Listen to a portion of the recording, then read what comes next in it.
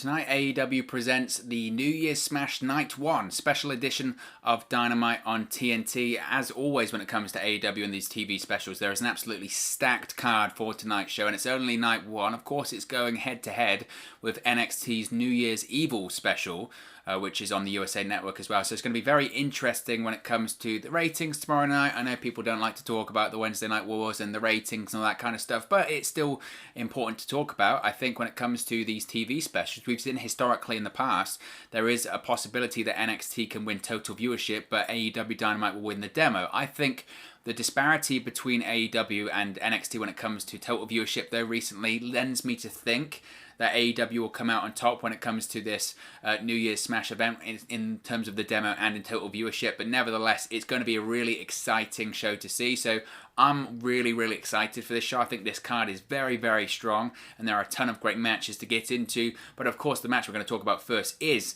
the AEW World Championship match, because it's Kenny Omega with Impact Wrestling Executive Vice President Don Callis in his corner going up against Rey Fenix. Now, this is a match that spins out of the World Championship Eliminator tournament that they had a couple of months ago when Rey Fenix unfortunately got injured. So instead, Kenny Omega had to face his brother, Penta Zero Miedo, and won that match. So this is going to be really special. I mean, to be honest, this is a preview, and we're going to preview the matches, and we're going to preview what the outcome could be and some of the great moments on tonight's show.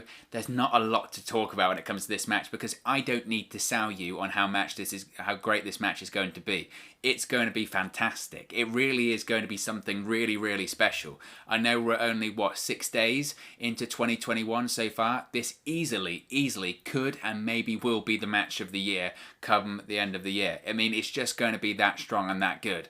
Kenny Omega is one of, if not the best wrestler in the world. Rey Fenix, to me, is such a bright prospect. He really is fantastic. Some of the things he's able to do in the ring, you can argue, do they lack logic? Does it lack psychology at times? Absolutely. I don't disagree with that. Sometimes it does lack psychology and some of the spots that make sense. But when Kenny Omega's in there, I think he's found a good hybrid of doing the high-flying stuff, because Kenny Omega really can do it all. But Kenny Omega has found the hybrid of doing the high-flying stuff, but also making sure that a lot of it makes sense. As Kenny Omega's transitioned into being a heavyweight wrestler in New Japan and being a world champion, he's really found that happy medium of having good psychology in terms of his spots in the matches. So I'm really, really excited for this. Of course, Kenny Omega is going to retain.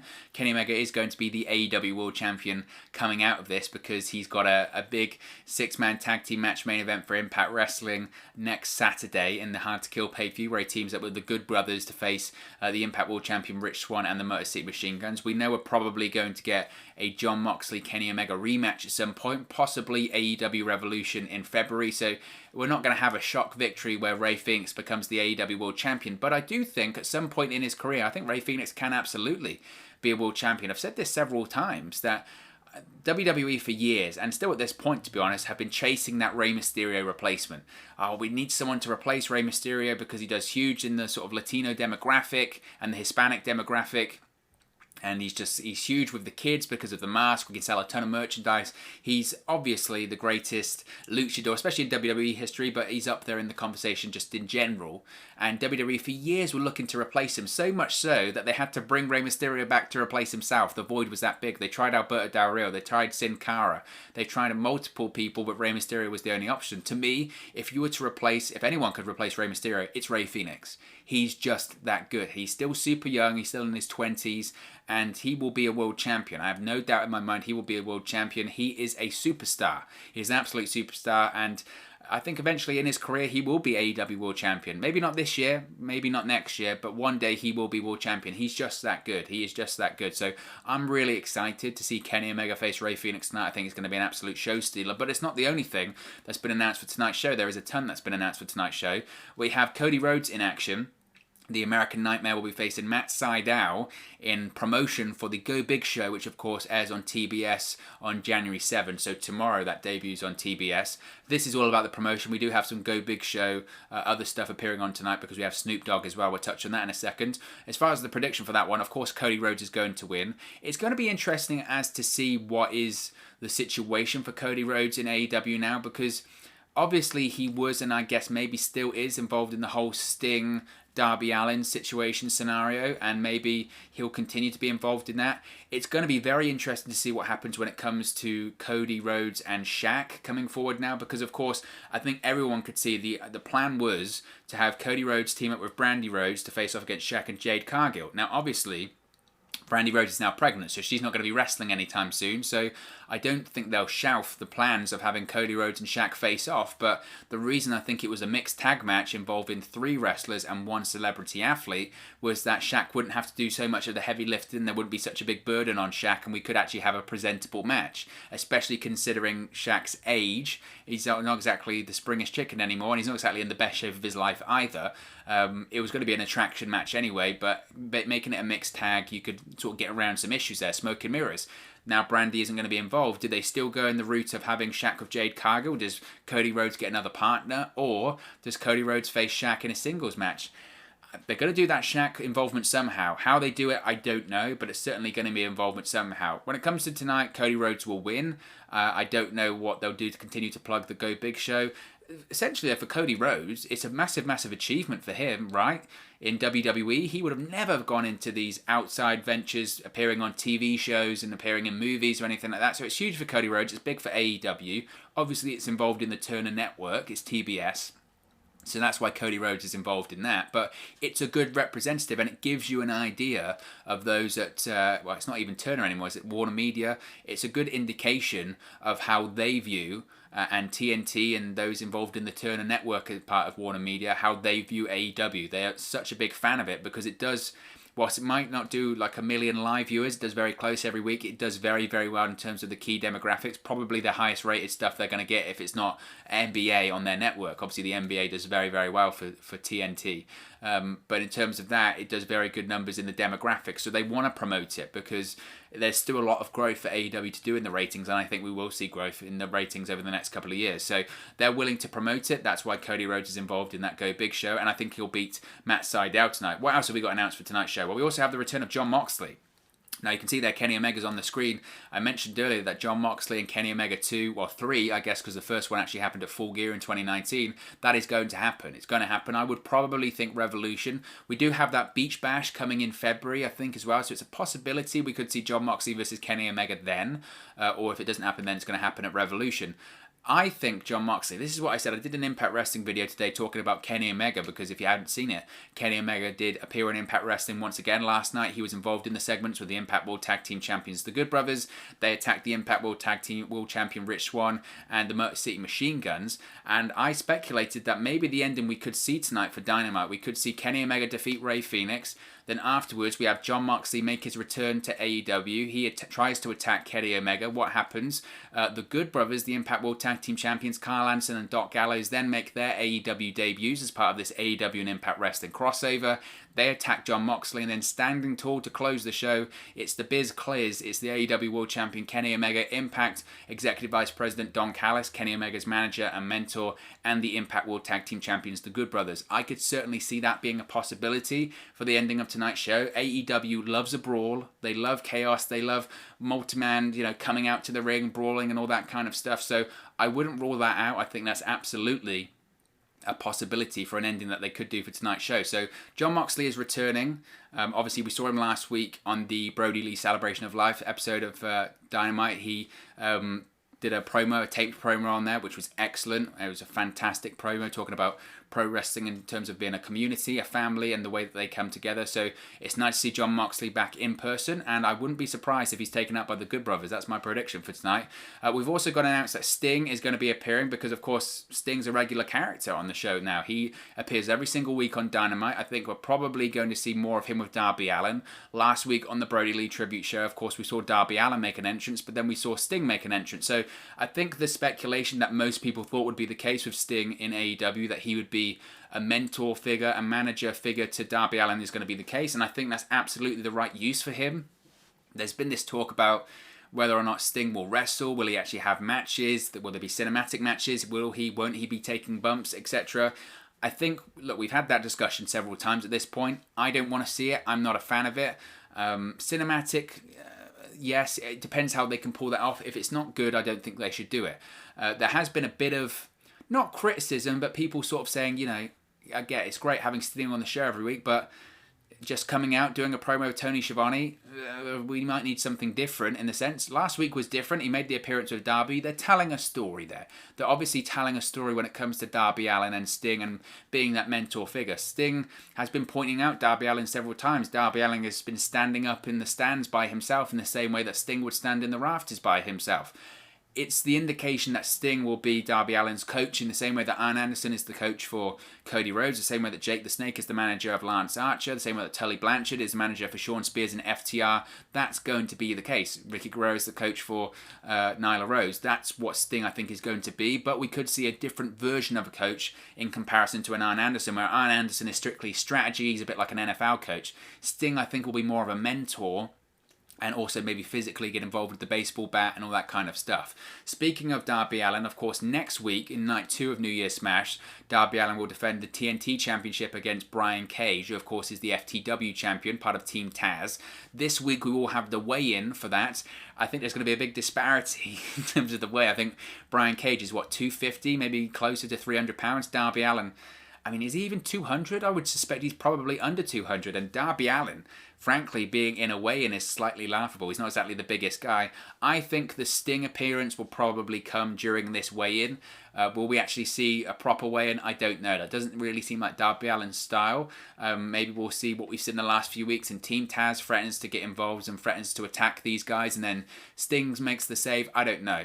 Maybe we'll see Sting make an appearance there and he explains more about the relationship that he has with Darby Allin going forward. I think that might be the case there, but the idea of the weigh-in is slightly laughable because the disparity is so big. Maybe that's the case of why they'll do it, because I remember the Big Show, right? When the Big Show, not the TBS show, the actual Big Show in WWE, when the Big Show faced Floyd Mayweather at WrestleMania 28, they did the same, 24, they did the same weigh-in thing on Monday Night Raw because the disparity was so big. Floyd Mayweather was light as anything, and the Big Show was nearly 500 pounds. So I think that's maybe why they're doing this segment tonight, is to once again show that weight disparity and how much of Darby Allin's a massive underdog. But when he wins next week or he retains the TNT Championship, it's a big deal that the underdog retain that. I think that's maybe what they're trying to do there. We also, speaking of the Big Show, have an appearance from Snoop Dogg, because of course Snoop Dogg is a judge on that show. There was rumours about WWE being upset by this. Of course, he's a WWE Hall of Famer, closely associated with WWE, recently had merchandise involved in The Undertaker's retirement, that Snoop Dogg and The Undertaker collaboration that was sold on WWEshop.com. Yes, he's closely associated with WWE. He's performed at WrestleManias. He's appeared at several WrestleManias. He's a Hall of Famer. I don't think, though, what's he meant to do? He's a judge on this TBS show. The network wants him to go on their pro wrestling show to promote the show that he's on. He's probably contractually obliged to do that. What's he going to do? Turn down the Go Big Show because he likes WWE? What's he going to... No, of course he's not. It's probably part of his media fulfillments that he has to do. So... What do they expect? The idea that WWE is so petty. They're like, oh, Snoop Dogg's appearing on another pro wrestling show. Well, he's a fan of pro wrestling. Other pro wrestling exists. I know WWE doesn't like to admit that, but it does. And frankly, this is part of his contractual obligations, I would assume, to being on a show on TBS.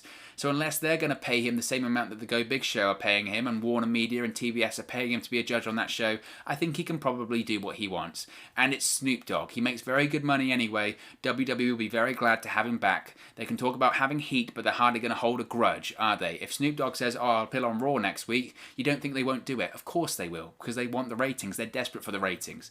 So the idea that Snoop has heat with WWE, I think, frankly, is laughable. We also have, well, actually going back to Snoop, there was previously rumours he was going to be on commentary because, of course, he did commentary on that Mike Tyson pay-per-view, didn't he? During I think it was the Jake Paul fight. He did commentary on there, and there was rumours because of that, AEW wanted to capitalise on that. Now it's just saying that he's going to appear and not be on commentary because Chris Jericho is going to be on commentary. So what he does, I don't know. Maybe he'll appear with Cody Rhodes, maybe he'll be Cody Rhodes' manager for the night with Arn Anderson. Maybe that'll be the case. We also have an AEW World Women's Championship match as Hikaru Shida defends against Abaddon. I wouldn't rule out a title change here. Hikaru Shida's been champion since Double or Nothing back in May of last year, so she's had a very long title reign. I do think she's the best female wrestler in AEW right now when it comes to their women's division. Don't get me started about the women's division. I could go on and on talking about the issues with the women's division. Even though we've got a World Women's Championship match tonight, how long will it go? 5 minutes. I would. What's the under/over for it going under 10 minutes? I think this could be quite high because I think it would probably go under 10 minutes. But I do think we could see a title change here. I'm a big fan of Abaddon. I like the gimmick. I think it's so unique. Work in the ring's pretty decent as well, and I think it'll be a crowning moment. So I think we'll have Abaddon win here, and we'll have a new Women's World Champion. Again, the build up to it hasn't been amazing. The one segment per week on Dynamite, that's very, very short. What they have been able to do, I think they've done effectively. But I think Abaddon will win here because it's time for a change when it comes to the champion. But I'm a big, big fan of Hikaru Shida. We also have 8-man tag team action as we have the Young Bucks, the AEW World Tag Team Champions, and SCU facing the Acclaimed and TH2. This is going to be a fun match. I'm a big fan of the Acclaimed, really big fan of the Acclaimed. I know people will rip on them saying, oh, it's a rip-off of John Cena's rapping gimmick, Men on a Mission, all that kind of stuff.